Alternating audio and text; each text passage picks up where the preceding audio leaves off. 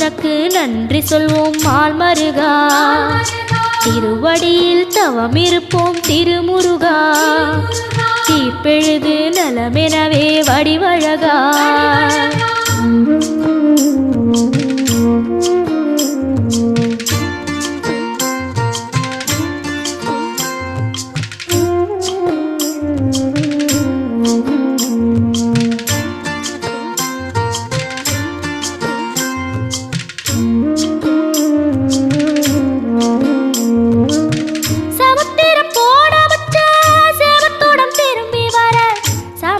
சாமி உந்தன் சன்னதியில் வேண்டி நின்றேன்.